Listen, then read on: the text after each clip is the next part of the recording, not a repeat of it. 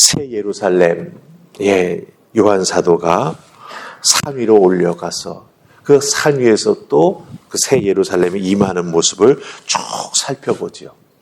그 새 예루살렘의 모습이 어떤가라고 하는 게 21장 9절로부터 쭉 나옵니다. 그래서 오늘 우리가 읽은 22장 5절까지가 그 새 예루살렘의 설명에 대한 결론 부분이 됩니다. 주님의 죄의 이름으로 모든 죄악은 다 사하여지고 교회의 영광이 온전히 드러나는 모습을 보여주지요. 성도들이 이 땅에서 교회를 중심으로 신앙생활 하다가 온갖 고초와 환난을 당하지만 그 믿음을 지킨 자들, 하나님과 함께 영광을 누리는 그 놀라운 은혜의 모습이 어떤 것인가라고 하는 것을 이 새 예루살렘을 통해서 우리에게 보여주고 있다라고 하는 것입니다. 오늘 말씀은 그 새 예루살렘의 결론이 됩니다. 그렇다고 한다면 이 결론 부분에서 우리에게 주시는 하나님의 메시지는 무엇일까라고 하는 것, 결론을 잘 맺어야 사실은 그 끝맺음이 아름답게 끝나게 되는 거거든요.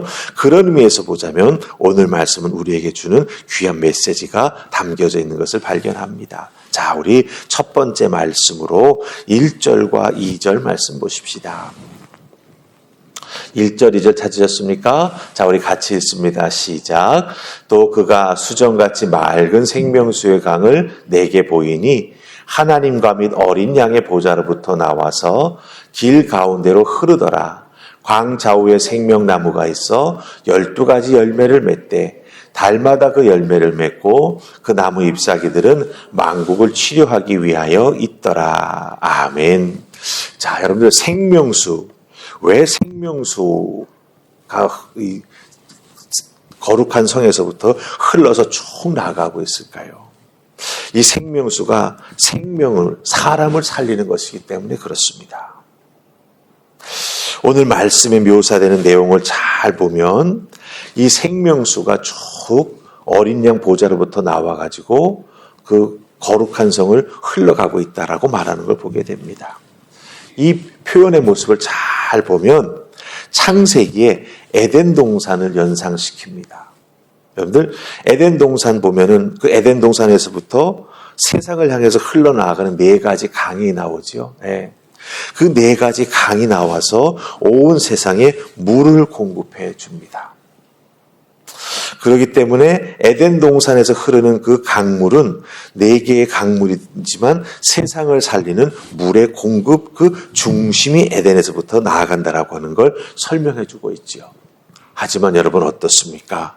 그 에덴 동산도 결국은 죄. 아담과 하와의 하나님 말씀에 대한 불순종하는 죄가 들어옴으로 말미암아 에덴 동산은 어떻게 됩니까? 결국 그 아담과 하와가 끝까지 살지 못하고 쫓겨나게 된다라고 하는 거죠. 그리고 그 죄가 쌓여서 하나님께서 사람을 창조하신 것에 대해서 후회하시지 않습니까? 그래서 홍수로 심판하시는 것을 우리가 보게 된다라고 하는 것이죠. 그런 의미에서 보자면 참 이 하나님께서 귀하게 에덴 동산을 만들어 주셨지만 인간이 죄로 인해서 그 에덴 동산의 은혜를 누리지 못했고 그 에덴 동산에서 삶을 아름답게 살아가지 못하게 되는 안타까운 모습을 보게 된다라고 하는 것이죠. 그래서 결국은 심판을 받았습니다. 근데 여러분들 심판받았으면 끝나야 되지 않습니까? 근데 성경은 끝나지 않습니다. 또 새롭게 시작합니다. 그것을 우리는 성경 속에 흐르는 구속사라고 말합니다. 구속사. 하나님의 구원의 역사라고 하는 뜻이죠. 성경 속에 흐르는 하나님의 구원의 역사를 잘 살펴보면 홍수로 끝난 것이 아니라 하나님께서는 그 다음에 아브라함을 선택하시면서부터 쭉 하나님의 구원의 역사가 흘러가는데 에덴 동산을 중심으로 시작하셨다가 그 다음은 어떻게 되냐면 예루살렘으로 가게 됩니다. 그래서 그 예루살렘에 하나님의 성전을 세우시고 그 하나님의 성전을 영적 중심지로 삼으셔서 정말 이스라엘 백성들을 제사장 나라로 선택하셔서 그 하나님의 구속의 역사를 온 열방을 향해 펼쳐나가기를 원하셨던 것이죠. 그렇지만 결국 그 예루살렘도 그 사명을 감당하지 못했고 이스라엘 백성들도 제사장 나라의 사명을 제대로 감당하지 못했습니다. 그럼 어떻게 되죠? 결국은 하나님께서는 그 사명을 구속사의 그 맥락에서 보면은 교회에게 맡기셨습니다. 하나님의 구원의 모든 계획과 섭리를 교회에 맡기셨다라고 하는 거예요. 제가 왜 이 말씀을 이렇게 길게 드리냐 하면 이 거룩한 성 새 예루살렘은 물론 천국 하나님 나라를 보여주는 것이기도 하지만 또한 우리 하나님께서 하나님의 구원의 통로로 사용하시는 교회를 예표하기도 합니다. 그럼 잘 보세요. 우리가 1절, 2절 말씀을 읽었지 않습니까? 그럼 보면은 어린 양의 보좌로부터 하나님과 및 어린 양의 보좌로부터 생명수가 흐르고 있다라고 하는 걸 보여줍니다. 그리고 그 생명수가 흘러가는데 어떻게 됩니까? 그 흐르는 강 좌우로 생명나무가 있고 생명나무가 그 생명수를 통해서 물을 공급받으면서 열매를 맺는다라고 말하는 걸 보게 됩니다. 달마다 열매를 맺는다고 말합니다. 또 그 생명나무의 잎사귀들은 만국을 치료하기 위해서 사용된다라고 말하는 걸 보게 됩니다. 이 거룩한 성 새 예루살렘은 교회를 예표한다고 말씀드렸습니다.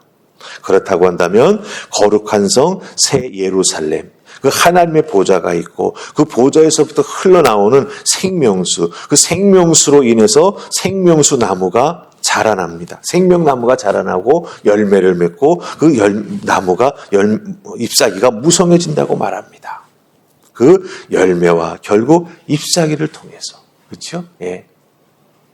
교회가 말씀을 먹고 또 세상을 향해 나아가서 그 하나님의 은혜와 사랑을 전함으로 말미암아 죽어져가는 영혼들을 주님 앞으로 이끌어내고 즉 그들에게 복음을 통해서 생명을 주고 또한 상처받은 자들을 치료하는 역할을 교회가 감당해 나아가고 있다라고 하는 것입니다. 그렇기 때문에 이 모습을 보면서 오히려 우리들은요, 이 말세를 당하게 될 때, 교회가 감당해야 될 사명이 너무나 크고 귀하구나라고 하는 걸 다시 한번 확인하게 된다라고 하는 것이죠.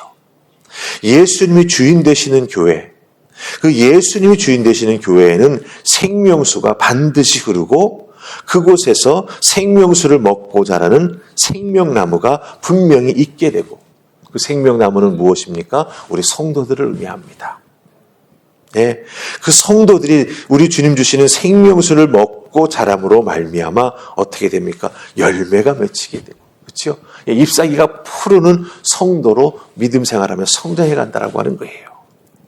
결국 우리가 이 세상에서 예수 그리스도의 구원의 은혜를 통해서 그 생명을 나누어 주고 세상을 치유하는 사명과 그 능력을 부여받았다라고 하는 것을 여기서 우리가 깨달아 알게 됩니다.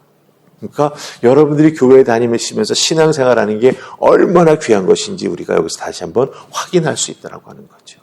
여러분 한 분 한 분이 여러분의 교회의 제단에서부터 흘러내리는 생수를 마심으로 또 하나님 말씀을 먹음으로 말미암아 힘을 얻고 교회를 든든히 세우며 이 맡겨주신 사명을 감당해 나아가는 하나님의 자녀, 우리 주님의 귀한 은혜를 덧입은 백성들이 된다라고 하는 것 꼭 기억하시고, 그래, 내가 신앙생활하는 이 교회가 천국의 예표구나. 그러기에 내가 그 구원의 은혜, 매일매일 주시는 우리 하나님의 은총, 이걸 잘 먹고 마심으로 믿음 생활 건강히 하면서 세상을 향해 나아가 이 귀하고 복된 소식을 알리는 하나님의 사람이 될 거야. 깨달아 하시고 결심하시고 그것을 꼭 준행해 나아가는 귀한 모습이 있기를 주님의 이름으로 축복합니다. 아멘. 자, 우리 이제 3절, 4절, 5절 말씀 같이 읽으십시다. 찾으셨죠? 자, 읽습니다. 시작. 다시 저주가 없으며 하나님과 그 어린 양의 보좌가 그 가운데 있으리니 그의 종들이 그를 섬기며 그의 얼굴을 볼 터이요 그의 이름도 그들의 이마에 있으리라. 다시 밤이 없겠고 등불과 햇빛이 쓸데없으니 이는 주 하나님이 그들에게 빛이심이라. 그들이 세세토록 왕노릇 하리로다. 아멘. 자, 3절로 5절 말씀 잘 보십시오.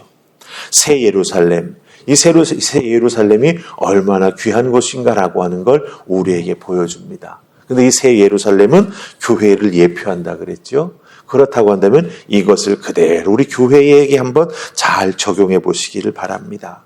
이 곳을 잘 보면은 여러분들 더 이상 저주가 없다라고 말합니다. 이거 무슨 뜻이죠? 교회는 세상의 권세가 절대로 침노하지 못한다라고 하는 거예요. 주님의 몸된 교회입니다. 그러기에 세상이 넘볼 수도 없고 세상이 그 교회를 손댈 수도 없다라고 하는 거예요. 주님이 지키시고 주님께서 그 신앙생활에, 그 교회 안에서 신앙생활에 나아가는 하나님의 자녀들을 지켜주신다라고 하는 거예요. 그렇기 때문에 죄의 저주가 절대로 임하지 못한다라고 하는 것입니다. 근데 현실은 어때요? 우리가 신앙생활하면서 죄를 짓지 않습니까? 그러기에 회개가 꼭 필요하다라고 하는 거예요. 회개해야 어떻게 됩니까? 죄의 싹은 사망인데 그 사망을 피해갈 수 있지 않습니까? 그런 의미에서 보자면 참으로 이렇게 귀한 은혜를 하나님께서 교회에게 허락해 주셨다라고 하는 것을 우리가 여기서 발견하게 됩니다. 그 다음에 또 3절 끝부분에 보면 뭐라고 말하고 있습니까? 그의 종들이 그를 섬긴다라고 말하고 있습니다. 하나님과 어린 양의 보좌가 그 가운데 있다고 말합니다. 예.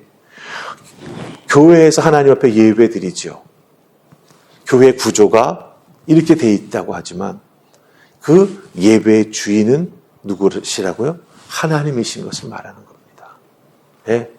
목사가 하는 일은 주인이 하나님이십니다라고 하는 것을 알려드리는 거예요.